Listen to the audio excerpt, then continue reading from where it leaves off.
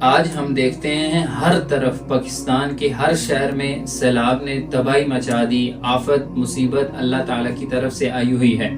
کیا یہ مصیبت، یہ آزمائش اللہ تعالیٰ کی طرف سے ہے یا ہمارے اعمال ایسے ہیں جس کی وجہ سے ہمیں یہ مصیبت دیکھنی پڑ رہی ہے؟ اس کی مثال اللہ تعالیٰ نے قرآن میں ایسے دی ہے، بعد اعوذ باللہ من الشیطان الرجیم وَلَنُذِيقَنَّهُم مِّنَ الْعَذَابِ الْأَدْنَىٰ دُونَ الْعَذَابِ الْأَكْبَرِ لَعَلَّهُمْ يَرْجِعُونَ۔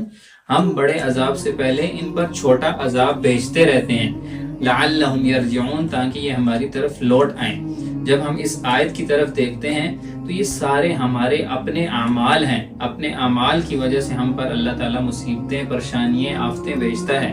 آپ دیکھ لیں کتنے ایسے لوگ ہیں جو اس سیلاب میں بہہ چکے ہیں، کتنی فصلیں تباہ ہو چکی ہیں، کتنے لوگ بے گھر ہو چکے ہیں، لیکن ہم میں سے کتنے ایسے لوگ ہیں جنہوں نے اللہ تعالیٰ کی طرف رجوع کیا ہے۔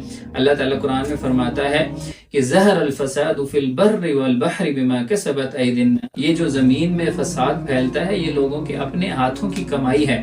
اللہ تعالیٰ کی طرف رجوع کریں، اللہ تعالیٰ سے استغفار کریں۔ اگر اس مصیبت، اس آفت سے بچنا چاہتے ہیں تو اس آیت پہ عمل کریں جس میں اللہ تعالیٰ فرماتا ہے وَمَا كَانَ اللَّهُ مُعَذِّبَهُمْ وَهُمْ يَسْتَغْفِرُونَ، اللہ تعالیٰ اس قوم پر کبھی بھی عذاب نہیں بھیجتا جو استغفار کرتی ہے۔ اس لیے استغفار کریں، اپنے گناہوں کی معافی مانگیں تاکہ اللہ تعالیٰ ہم پر یہ مصیبت، یہ پریشانی، یہ آفت ختم کر دے اور اس سے ہمیں نجات عطا فرما دے۔ جزاک اللہ خیر۔